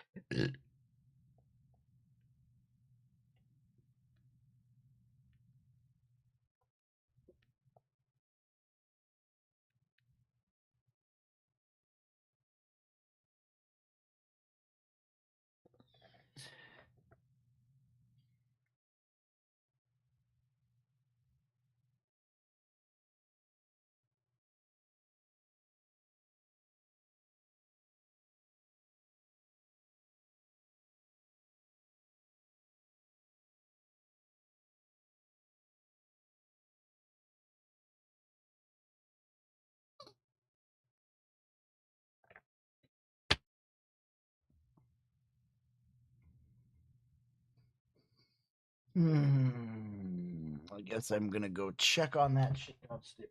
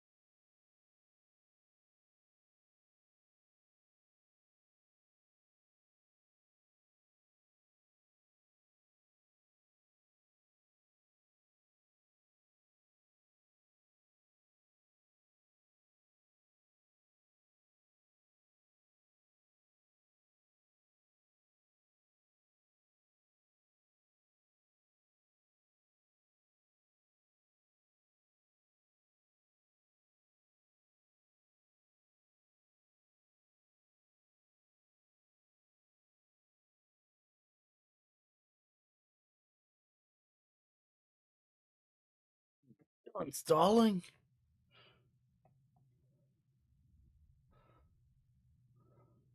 Director of Dragon's Dogma 2, Hideaki Itsuno, said that game designers should encourage players to walk. Not because we need to exercise our frail and disappointing meat prisons. He meant walk in video games. According to Itsuno, developers can and should discourage players from using fast travel by making running around the game world on foot fun and interesting. Okay, yeah, I'm on board. Dragon's Dogma 2 will follow its predecessor in only allowing fast travel to select locations on a predetermined ox cart route with the ever-present risk of an ambush. And I can say... Oh, ambush! What? Come on. And I can say for myself that if every time I went to work there was a chance of a goblin raid, it would definitely make my commute more exciting. But it's not even possible to make the gaming news more exciting than...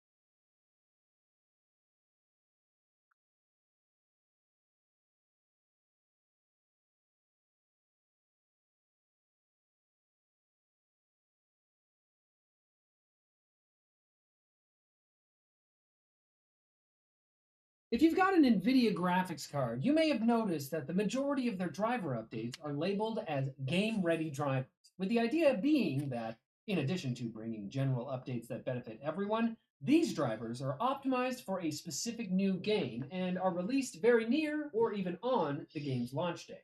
But guess what?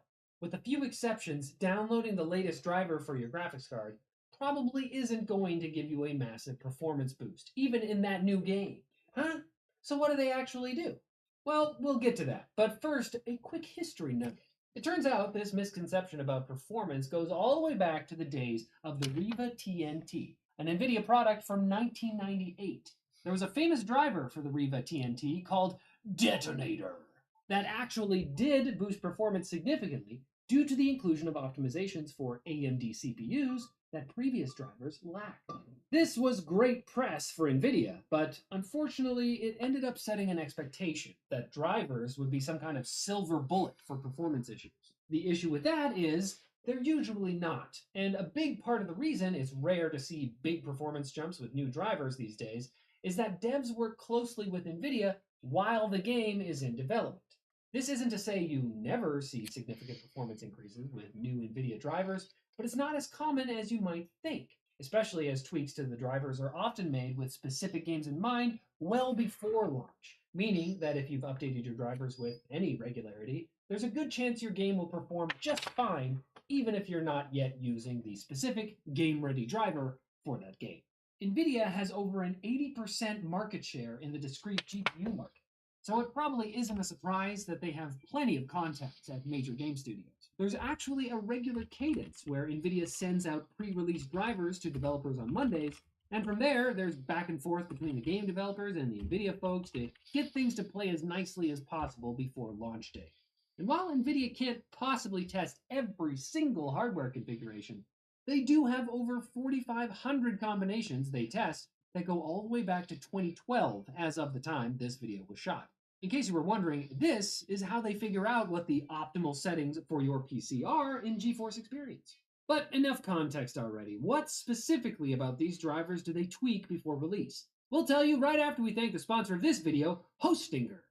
Building a website can be daunting, but Hostinger can make things easy with their intuitive AI-enabled features. Choose from 150 fully customizable templates, then tailor them to suit your needs with AI-powered writing and picture-making tools. They even provide you with a free domain name, free SSL, and your very own email account. What? You can also work on your site on the go with their mobile site builder. Check out Hostinger at the link below and use code TechWiki to get 10% off. Rather than pushing drivers to squeeze every possible frame per second from an upcoming game, the general approach with game-ready drivers is to ensure stability. For example, NVIDIA has outright disabled resizable bar support for certain games, as it actually caused performance degradation with certain hardware configurations, something that notably happened with Hitman World of Assassination, where NVIDIA turned off the feature on systems with Intel CPUs to prevent a performance hit. But if you had an AMD CPU, NVIDIA left resizable bar on because it wasn't causing performance issues. That's not fair! Not only that, tweaks like this tend to be for an entire product stack. So for example, if there's a problem with an optional feature that's being seen with a lot of RTX 4080s, it's often switched off for the entire Lovelace architecture, instead of creating a situation where that feature has to get retested on a per-card basis for every subsequent driver release. And of course, resizable bar is just one of a huge number of levers NVIDIA can pull. DLSS, other AI features, and the actual CUDA cores themselves all need to be able to support a massive number of games, which is part of the reason modern GPU drivers have gotten so huge. Your new game-ready driver has specific code describing how to behave when you're playing this specific new game. NVIDIA has actually tried to strip out unnecessary components to get driver sizes down from around a gigabyte to around 600 megabytes, which is still pretty gigantic. And with all of those variables, game-ready drivers still can and sometimes do cause issues, even after extensive testing. This is part of the reason NVIDIA also offers studio drivers geared toward even greater stability for content creators, which aren't pushed out as frequently as game-ready drivers. The issues that game-ready drivers sometimes face are a possible point in favor of AMD's slower release cadence for its WHQL certified Radeon drivers, and something that the two companies have publicly criticized each other on. Of course, AMD has also had issues with its drivers at times, with their anti-lag plus feature causing gamers to run into problems with anti-cheat software in late 2023 standing out as an example. So slower cadences aren't necessarily a perfect solution either. And the industry's transition towards the DirectX 12 API has actually shifted more of the onus for getting things right towards the game developers and away from GPU companies. The intent behind this is to give developers more control over their own game engines. But an unintended and common consequence has been that devs can violate the DirectX 12 spec when they actually believe they're following it. So I wouldn't expect those hotfix drivers that target a specific problem to go away anytime soon. It's not exactly like trillion-dollar companies can't make mistakes. Hey, thanks for watching that whole video. Like it if you liked it, dislike it if you disliked it. Check out our other videos, comment below with video suggestions, and don't forget to subscribe and follow. What are you...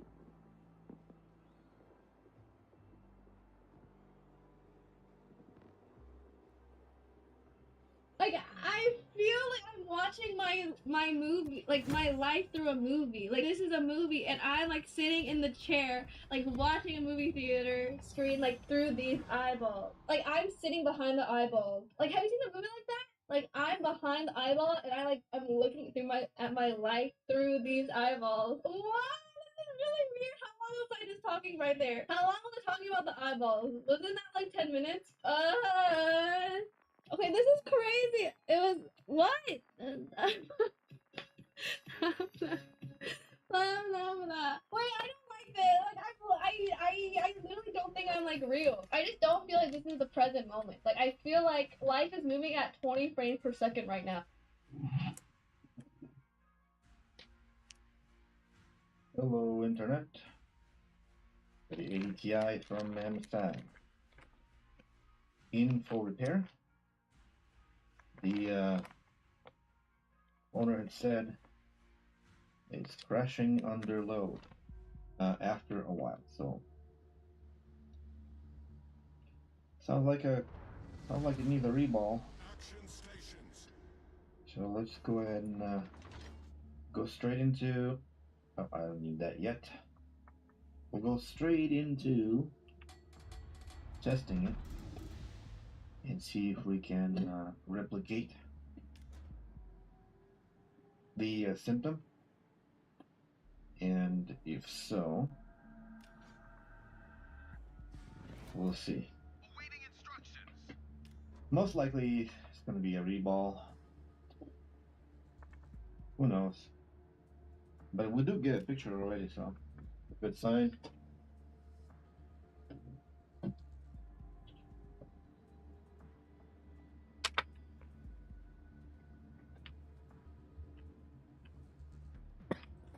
At least it's working. Cancel this stupid. Oh no. Corruption. And another reboot. Good. So this card can handle 2 consecutive reboots. Great. A lot better than the RTX 5000 that I had just finished working on. Gave me nightmares. Literally. It refused to work when I touch it. Look away. It kind of works halfway. But if I touch it when I don't look away, or when I touch it and I look away, it does work. Very odd. Ended up being a bed resistor on temperature monitoring pin for the face controller. So got that replaced and it seems to work. Unfortunately, I didn't do any recording. Well, I kind of did, but it just everything went haywire. Started going back and forth a lot, and eventually, I lost track of what I was doing. So right now, what we're doing is we're heating it up, basically to see at which point this thing wants to crash. We're going to be watching temperatures. So we have very good delta right now. About 5, 6 degrees, 7 degrees apart. The memory temperature is a bit high. Ideally, you want to see memory temperatures either at hotspot or below, but not above, because if they go above, usually that's an indicator that you need new pads. I mean, they can go above, but not too much, maybe, a couple of degrees or so. Depends on how hot the hotspot gets. If the hotspot is at 100 and your memory temperature is hotter than the hotspot, you're in for trouble. But, if they're all under there, somewhere within the usable range, anywhere other than 90, I don't even like 90. If you guys see 90, something's wrong. Either your fans don't blow hard enough, or your thermal interface is all dried up. I don't know. But the cool is pretty good, so that's really nice. Though the memory pads are a bit dry, as you can see. So, oh, there we go. Black screen. Perfect. All that mumbo jumbo finally paid up.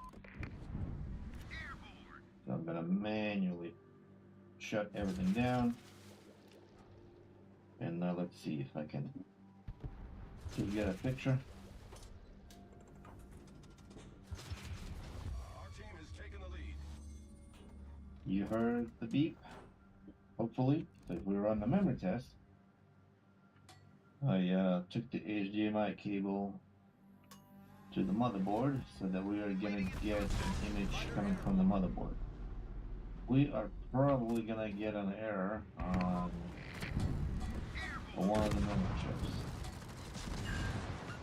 which is highly unlikely that the memory chip may be a broken solder joint. Torpedoes, direct front. So I think we booted into working again. Torpedoes, direct front. Problem solved, sir. So I'm still holding the fans and preventing the GPU from cooling itself, because I don't want it hot.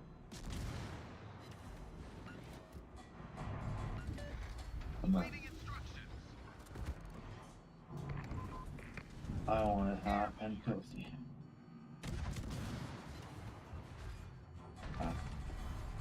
Do your thing.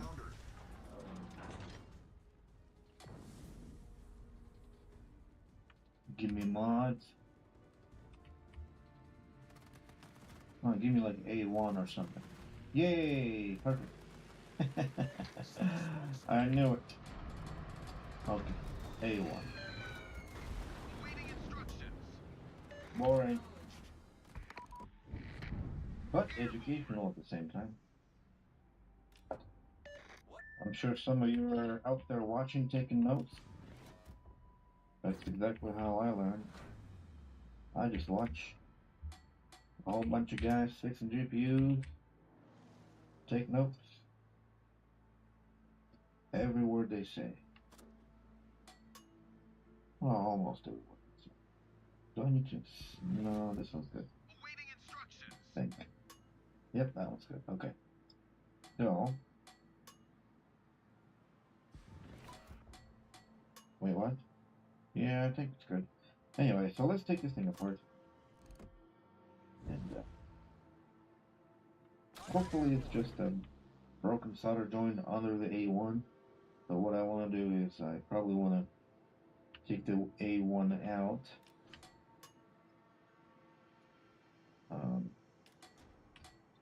And see if simply by reballing the A1 would fix the problem.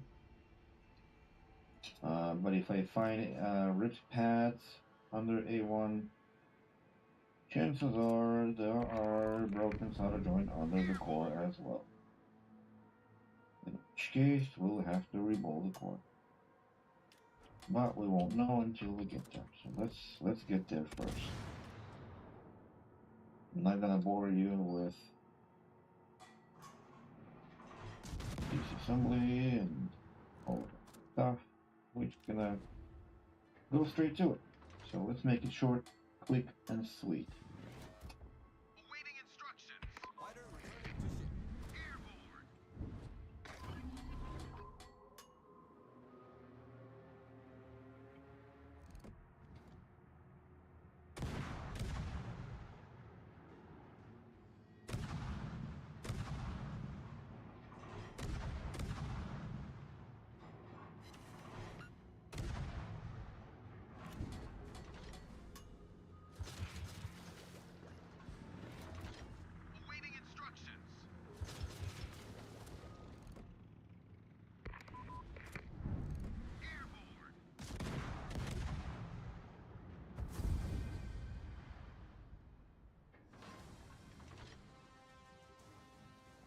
That's how you roll in on the World of Warships. So I tried again. The error persisted. So it's not the chip or the rip pads under. It's most likely a broken solder joint under the core. And who knows, there may even be a rip pad. So one way to tell is, of course, to lift the core and show you what I find. If I find anything interesting, worth showing.